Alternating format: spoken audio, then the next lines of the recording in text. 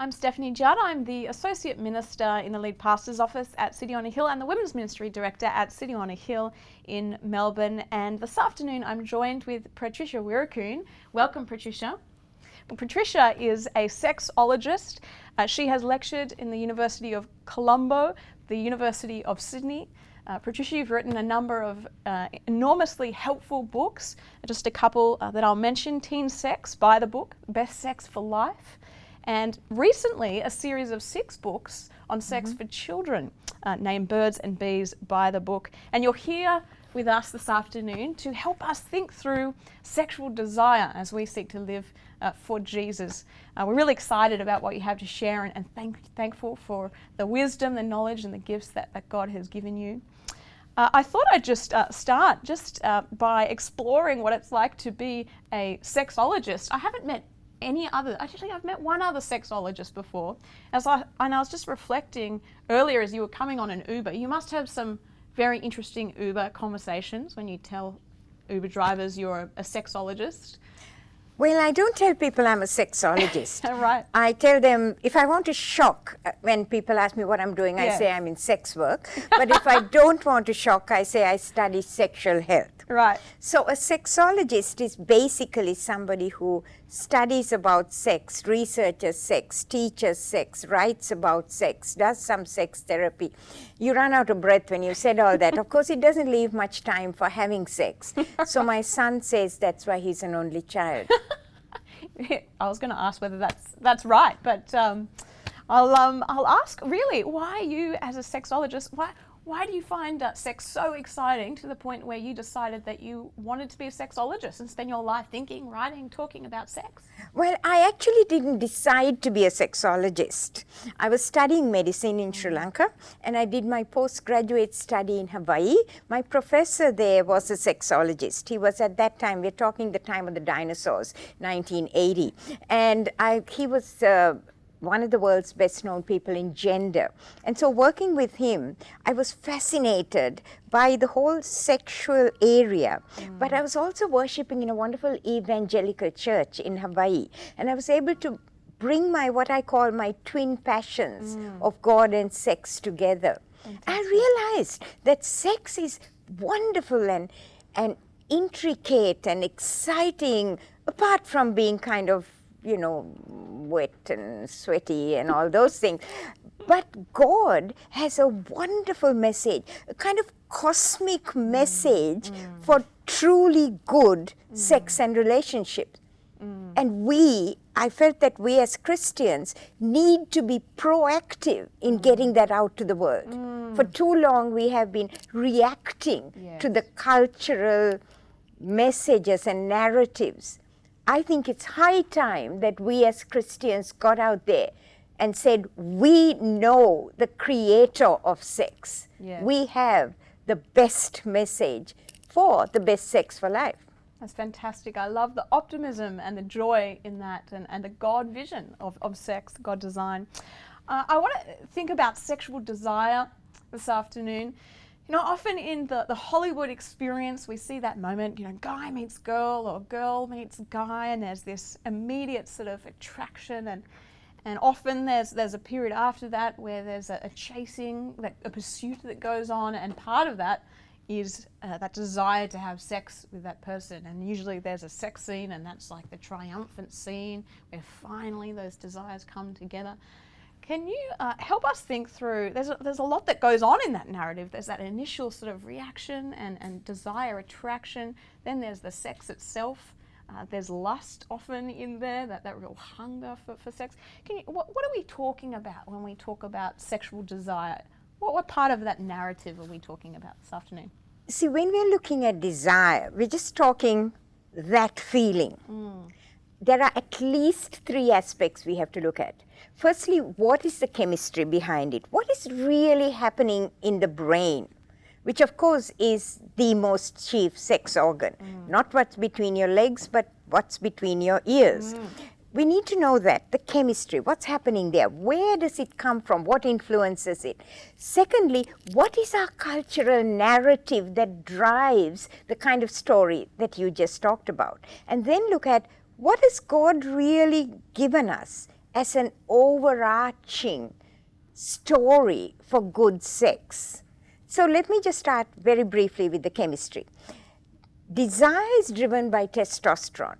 This starts simmering in the brain around puberty. You know, the time when the sex hormones kick in. Now, Steph, I know you got a very little baby. You just wait till he gets to puberty.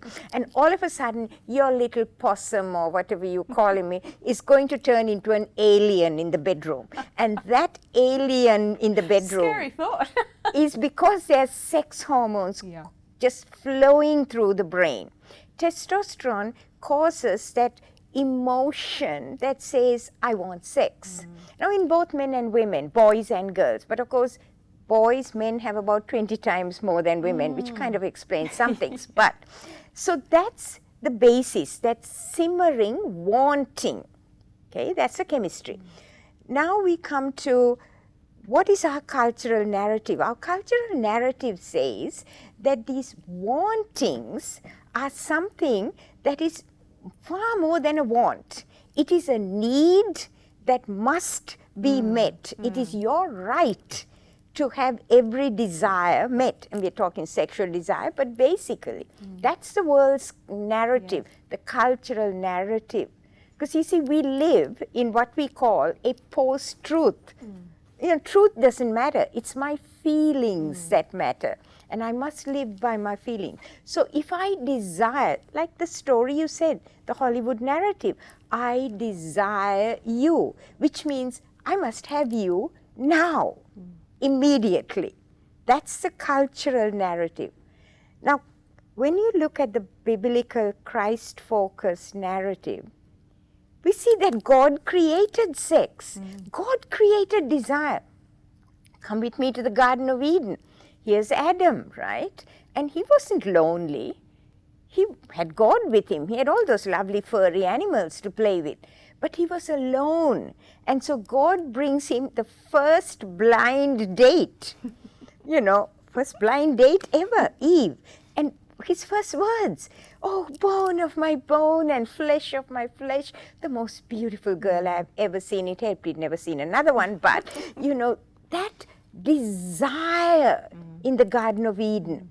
You know, you are like me, but you're different. That beautiful complementarity of man and woman and desire. And the whole Bible is a poetic representation of desire and love between one man and one woman.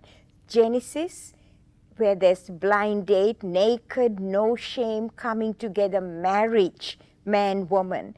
And in Revelation, Jesus coming back to claim his bride, the pure, white, dressed in white. What a consummation, what a honeymoon for eternity that's going to be. And then we have the sealed section in the Bible. 8 chapters of erotic lovemaking between man, woman, marriage. See, that is the portrayal. We can talk of Ezekiel 16, Hosea, man, woman, wonderful desire. Ezekiel 16, God's desire for his people. And that's so beautifully portrayed. So desire is created by God for a purpose. And like any good gift, desire comes with this is how to use it. This is a way, you know, to use it. And that pattern, God gives us a pattern and a purpose and a place for the best desire. And that is one man, one woman in marriage. So you see, God gives us this cosmic narrative. Song of Songs, chapter 8. Love is as strong as death. It's like the grave. It's like a blazing fire. See, we need to understand that the Bible clearly tells us it's a strong feeling, it's a strong emotion. But emotion, fire, is right in the right place, in the heart, in the fireplace, not out there in the tinder dry bush. So desires need to be treated with care. And so unfortunately, we see today that if you desire sex, desire porn, desire same sex, premarital, extramarital. If it is your feeling, you must have it. I thought I'd reflect a little bit more on that design of sex that you were talking about, which God has given as a fire for marriage. I read a statistic the other day that said those who are married are likely to spend less than half of their life married. And of course, many people who are Christian remain single for various reasons. Perhaps they desire to be married and yet find that they're single, and others choose to be single, perhaps some of our same-sex attracted brothers and sisters, as a way of honouring God. And yet, God has made us all sexual beings, and almost all of us at different points in our life or multiple times in our life experience that sexual desire. So what do our single brothers and sisters, what do the single people watching this interview today, what do you have to say to them? What advice can you give them about how they think about and how they respond to their sexual desire as single people? It's a very fascinating question you're asking, because it's a question that is being continuously asked to me and to everyone by schools, kids in school, as young as years 5 and 6, they would be asking me this. You know what this is based on? It is based on the lie that we believe of the world, and I get really passionate about this, the lie that we must have sex to be fulfilled and to find our identity. Yes. You see, God speaks to us and says, this is a powerful emotion, this is a powerful feeling, but it is for this place. Yes. But you know what? You can live without sex. See, I tell people I've been a doctor for 50 years, a sexologist for over 40. I've seen people die of lack of water, healthcare, medicine, exposure. There is not one empirically reported case of death by lack of sex. Not one. Nobody ever died. You see, in fact, you might die by having sex and catching something. But you never die of not having sex. Yeah, right. You know, when we believe the lie that somehow sexual activity, sexual satisfaction is where we find our identity and our true happiness. What does this speak of a God we worship who died on the cross as a celibate single? How dare we as Christians believe that world lie, that you need sex to be satisfied? See, that is what our single brothers and sisters and our married brothers and sisters need to hear. That no one can satisfy you, only Christ can truly satisfy. You cannot find satisfaction in what you might think is the best orgasm, because orgasm lasts only, 1 minute if you're lucky. You know, you can't find satisfaction in that soulmate you marry. You're not going to find satisfaction in pornography or masturbation or anything. Only Christ can satisfy. And so I tell churches and I tell single people today, I honor you. I honor you because you are totally countercultural to the world. Yeah. Because if you're married, at least in church, you have a family. And let's face it, many of our churches are so family oriented. And when I speak in churches, I tell them, you know what? We need to be honoring our singles. Yes. Because it is a hard thing for single people today in our culture, which says, just live by whatever you desire. So that's my message. You see, marrieds, in that living their marriage, like you said, marriages don't last. Why? Because, you know, you feel that emotion of falling in love, that palpitation. You're married, you remember the first time you saw your husband, you know, that palpitating, pupil dilating moment. I mean, it doesn't last for more than about 2 years. Because if it did, I'm married 45 years. If I palpitated every time I saw my husband, I'll be increasing my high blood pressure medication every other day. Because you move from that palpitation emotion to what we call a passional love, a love that builds on intimacy. Yes. The more intimacy you have, sexual intimacy, You bond at a brain level with different chemicals, oxytocin, vasopressin, and at a deep soul level. And at that point, it's the action of loving that builds that bonding. So you see, people don't want to take that effort. When the palpitations no longer happen, you look elsewhere. And either you go to your marriage breaks down, or you start watching porn because you want that excitement. But so loving in a marriage, that other focused, sacrificial loving, I tell couples that when you live that life, you are showing the world the shape of the gospel. It's beautiful. And I tell singles, in showing the world that you don't need sex to be happy, you need friendship, because we are created for relationships. So you need friendships, you need companionship, but you don't need sex. And in showing that to the world, you are showing the world the sufficiency of the gospel. Yes. And that we should honor. That's fantastic, Patricia. It's very helpful. In terms of marriage, you were speaking before about the shape of sexual desire and how that often changes over time in marriage.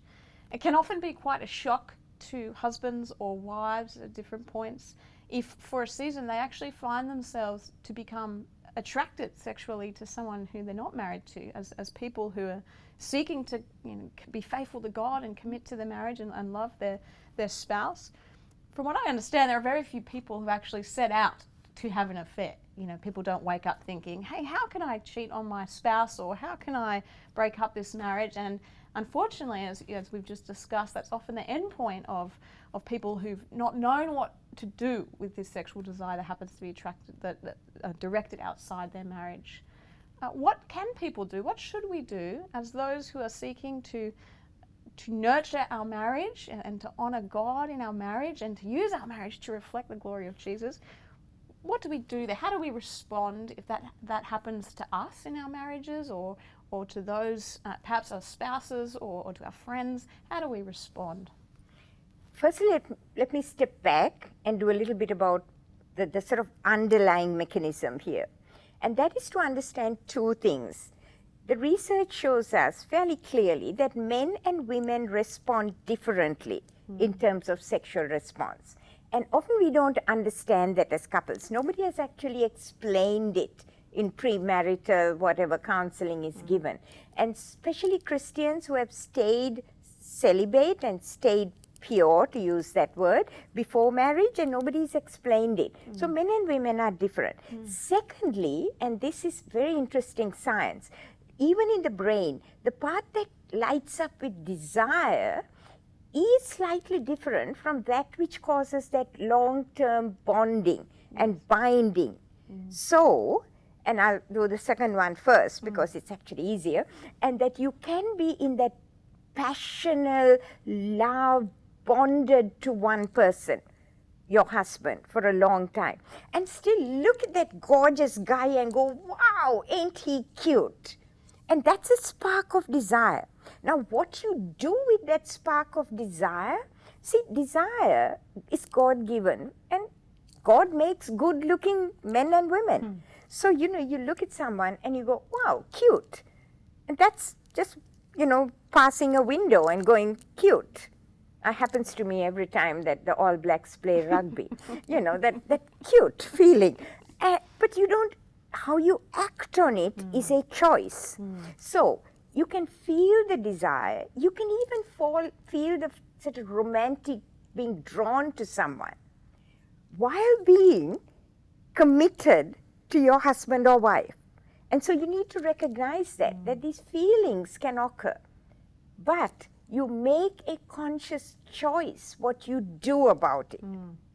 And that's important that we understand that. Great. So what are some things that people can do about that? Is it helpful to talk to people about that? Do you have to avoid the person altogether? How do you manage that in a way that's actually healthy for you and healthy for others? Firstly, you build your marriage bond strong. And so I'll come back to that because that ties in with that first thing about sexual response being different. Your marriage needs time and commitment. You've made a covenant commitment to be together. You made a covenant commitment to be naked and no shame, one flesh. What does that mean? You need to build that bond. The stronger that bond is, the less you are likely to look at someone and say, that one's better than this. You know, it's like you may look at someone and say, cute, but then you go back to, you know, now my one is 71 years old and, you know, not as gorgeous as he looked, but when we were 25 and we got married. But you know that that's the deep bonding covenant that you have built. So you look, but you don't build on it. So firstly, build the strength of your marriage. Take the time and the effort to build intimacy, not necessarily intercourse. Build intimacy, and intimacy is many levels. Everything from spiritual intimacy. And I would ask couples, you know, if you say, I'm tempted to stray, my first question is, do you pray regularly with your spouse? Do you? My husband and I pray every day unless it is absolutely impossible. Like when I go back at 10 o'clock in the night, I have to call him and we pray before going to bed. When I was in Jerusalem at GAFCON, we were Skyping, which was like 10:30 for me, 5:30 in the morning, and praying together. Are you building that spiritual intimacy? Are you building verbal, non-physical intimacy, communication? And are you getting into bed together? So there's many levels of intimacy. So build your foundation. Then basically develop self-control and use wisdom. You know, you're with a friend, you're having a good time, you're aware that he or she is sexually getting turned on by you, getting romantic. What's the wise thing to do? The unwise thing is to feel, oh, this is so nice. And of course it's nice. Look, I'm 71. And, you know, even someone says, oh, you don't look 71. I'm like, oh, that's nice. But it's okay to enjoy the feeling of someone admiring you. But you recognize that this is not a safe place for me to be. So you've got to use wisdom. Do you have to necessarily confess to your spouse? That's personal choice. Now, I do when I was working through when we were younger and I used to travel a lot. I mean, I always shared with my husband who I was with and how far our friendships go. And there are times when he would say, I don't like your friendship with so-and-so. And, you know, as a woman, as a wife, he's a man. I recognize that he understands men. And so I would stop. So you use wisdom in those friendships. Doesn't mean you don't be friends with someone of the other sex. That's important. But you don't build on it. You draw back. And because your initial bond, your commitment is what matters more. And there, can I just take a little while to go back to our first thing? We need to recognize that men and women are different. Men are generally very visual. I'm saying generally, but now because now we are seeing differences there. Men are generally visual, generally turned on quickly. The woman walks in, one button off the blouse, he's up and ready to go, barometer's up. And generally, like he's aroused, blood goes to the genitals, erections happen, orgasms happen, done and dusted, ready for bed. Women, and this is where we need to understand, and men need to understand women, women need to understand men. And now we are even seeing an overlap, that there are some men who are struggling with desire. Women generally take longer to get turned on. It's like men are like a microwave, one button, go ready, heated. Women are more like a crock pot or an oven that needs to be warmed up before the cake goes in. So women take a while to get warmed up, and so you may not even feel desire. This happens as you move out of that crazy palpitation romantic phase. So, you know, after about a year and a half, you begin to think, you know, I can't be bothered, but he loves me, I love him. We feel good after we've had sex, so let's go into it. And so you sort of, you're in the boat, you put the oars in the water and start rowing. And then your body starts getting aroused. Then you start feeling desire. So it's almost the other way around.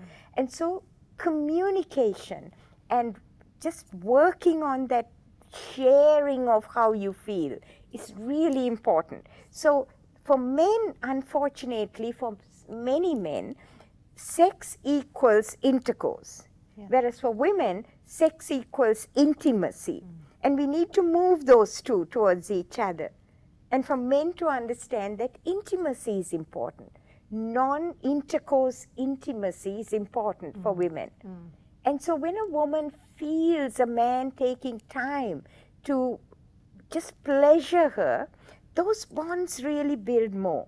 Because most often as a therapist, what I hear from women is that, oh, he only wants sex. He only wants intercourse. And so she meets another man who treats her as special, buys her the flowers, says good things to her, which her husband isn't doing. Because he assumes that she knows he loves her. But he's not sort of doing those. Some people talk of the love languages. I just say intimacy. And so it's about understanding that we are different and working around that. Intimacy, communication, those are the keys. Yes, that's wonderful. On that difference of men and women, some couples might feel a little bit overwhelmed or even frustrated by the idea that perhaps their partner experienced sexual desire in a different way.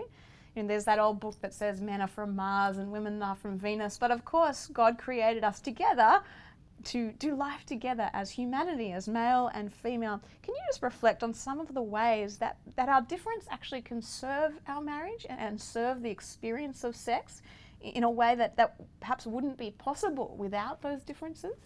Because we are created complementary. I mean, God created male, female. God created genitals. And I just find genitals amazing because I'm a sexologist, but before that I'm a doctor, but also an anatomist.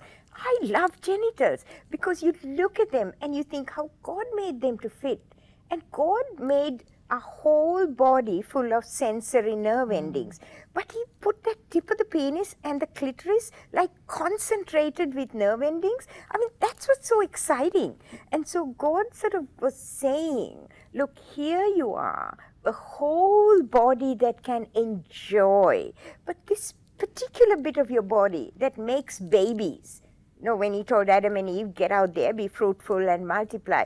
It's not saying plant apple trees and do mathematics. He was basically saying, go out there and have good sex. And look, here's these genitals I made, which you can bring together, complementary, and yet are fun. And so we need to sort of grasp that funness and oneness. And that is about actually sharing and communicating. In our book, The Best Sex for Life, we have what we call sensuality activities, which basically say, forget that you have a penis and a vagina and a clitoris, and learn to enjoy the rest of your body and talk to each other, communicate with each other. That's how we build that oneness. We don't take time to just sit down and talk or jump into bed and talk. See, in 1 Corinthians 7, it says, wife, your body belongs to your husband. Husband, your body belongs to the wife.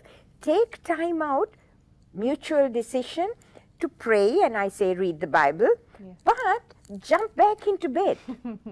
And so when I say that at marriage talks, the guys are so happy. They say, we're going to read the Bible and pray every night because the Bible says jump into bed after that. There you go. Sex is great for Bible reading. That's right. So it's important that we hold that communication, intimacy, and spiritual communication, intimacy of all parts of life. Yes. That's what builds up a true godly marriage. Fantastic.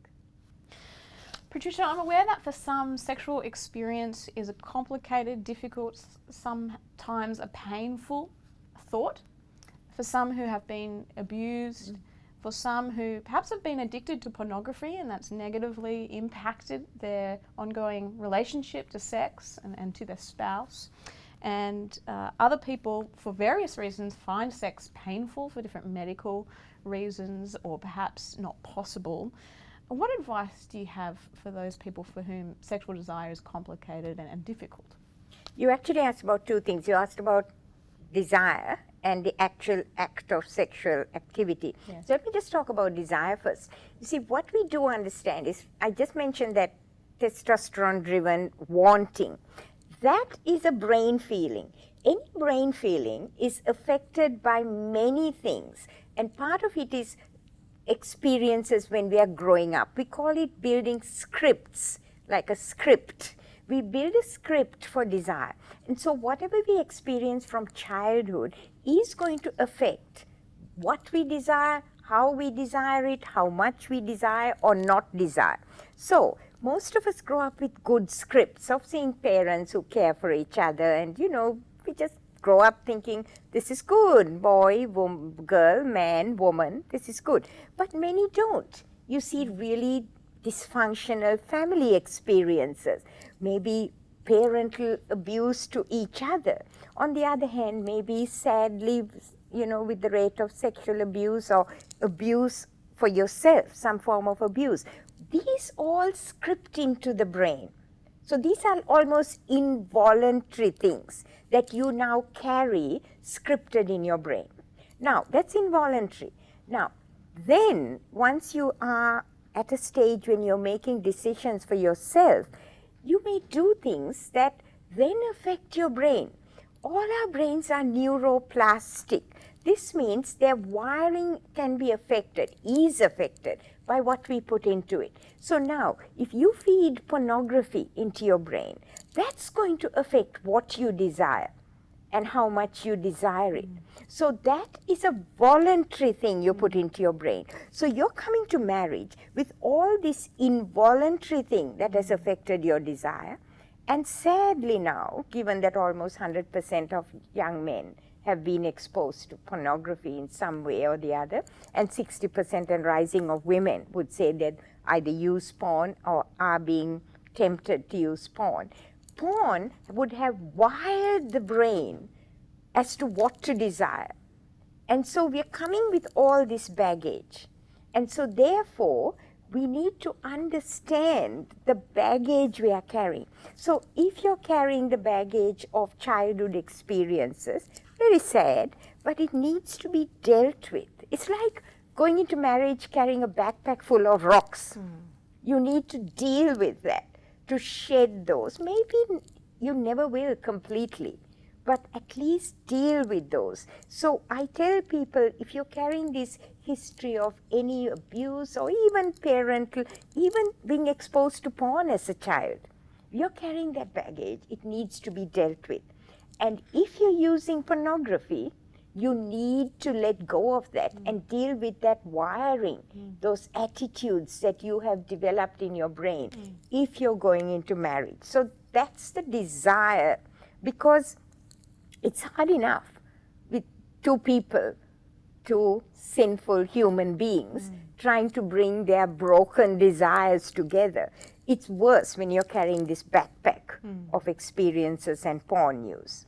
So that's what I suggest for the desire bit, that you really need to look at those and deal with it before coming together, and then actually be honest enough to share with each other. Remember what it says, naked and no shame. Nakedness is ultimate vulnerability. No shame is ultimate trust. Yeah. When you are together as husband and wife in that one flesh, you have to have that closeness of being able to share. And that's part of that, is to share the pain, if it is there, of what's gone before. No hiding. In nakedness, you're not hiding. You've got to be true to each other. So that's the desire bit.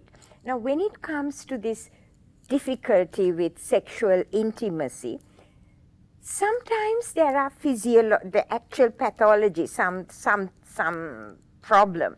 For instance, there can be, for some men and women, pain during intercourse. Now, this pain is called dyspareunia. It can have various reasons. Now, people think it's only women who feel pain. Some men have pain too, mainly because there's some problem with the prepuce, the foreskin, getting stuck, and especially in a virgin. It can be very scary for a man. And so, go get yourself checked. Now, for a woman, there can be some kind of pathology, some kind of infection, inflammation. But often what is happening in many Christian young girls is that they go into marriage sort of thinking, we've not had sex, we've kept ourselves pure. Now, the moment we get married, somehow, God is going to be good. He kind of owes us really good sex on the honeymoon. And so I must, be able to have really great sex. But you're actually going in there and your vagina takes over. And your vagina goes, excuse me, I'm not used to this. I need a little time to get used to this thing that's going to come in to me. And so I just can't relax immediately. I have been used to sort of keeping away from this. I need a little time to get used to it. So we need to be teaching our young women in the premarital that, you need to take it easy. You need to laugh a bit when things don't work right, but not get stressed about it, because the moment a woman gets stressed, her vagina actually shuts up. It closes up, a condition called vaginismus. And the man would very typically say, it's like hitting a brick wall. And that's exactly what it feels like, because the vagina goes, I'm not used to this. Can you take it a little slow? I mean, this is terrible, and just shuts up. Once that happens, it takes a long time to actually learn to, not long time, but it takes a while to actually learn to relax that vaginismus. Can be done.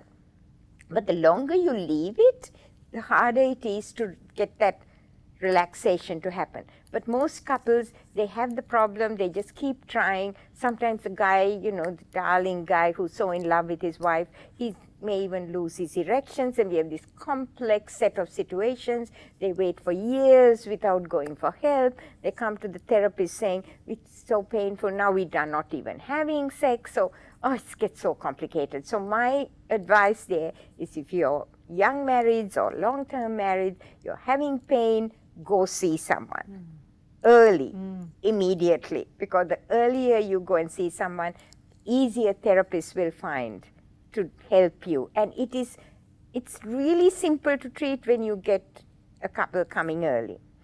That's just the pain. Then, the other concern is that men concerned with erection problems.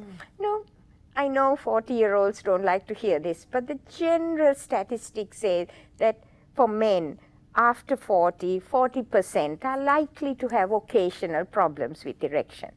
So the main thing is not to get too worried about the performance. It's like couples, you're having sex, it's just the two of you, enjoy it. You're not on a stage waiting for the applause that comes with the simultaneous orgasm. Of course, simultaneous orgasms are very, very rare. So you don't have to perform, just enjoy, relax. But for men, for most men, it's like their whole life sort of revolves around this tiny bit of anatomy. And it's like, please, you are more than this. But so they get very terrified if they're not getting a great erection. And that terrified feelings are the predictor of more problems. So the first thing I tell men is just relax. If you just can't get a proper erection, just forget about it. Enjoy the rest of the body, enjoy the experience. But if it recurs, then go and see your doctor. Why? Because the penis is so full of nerve endings and blood vessels that it often is the barometer of many other illnesses like diabetes, hypertension, heart disease, even stroke. So if you don't feel embarrassed about it, if you are having any concern, go check it with your doctor, because it may be the first sign of something else far more serious. And so those are the common things we see. But my main message would be, look, communicate, talk to each other, enjoy the whole body intimacy. But if you are having any concerns, there is no shame in asking for help. So talk to other married couples, and you'll find that they say, yeah, we had that too, or we know people who've gone through that. You're not the only ones. And then go see a counselor, see a therapist. It is okay to ask for help. That's helpful, thank you. Patricia, I've loved the big, beautiful vision of sex that you have shared with us today. If there was one clear vision that you would love the people of City on a Hill, the church just more broadly, to know, to understand, to get excited about when it comes to sexual desire, what would that vision be? The vision would be that God created desire and love for a place and a purpose. And in that place and a purpose, one man, one woman in marriage, it is a glorious thing. But it is not the only thing in life. And whether you're married or you're single, celibate singles, you recognize that this is a good gift for a good place. But we can enjoy life even without sex. Sex does not complete you. Christ completes you. Yes, what a great message. Patricia, thank you so much for joining us this afternoon. We're thankful for the many gifts that God has given you. We're thankful for your passion for sex and your passion to see the people of God know all the joys, know all the glory of His wonderful design for us. So thank you for being here this afternoon. You're welcome. Great to be with you.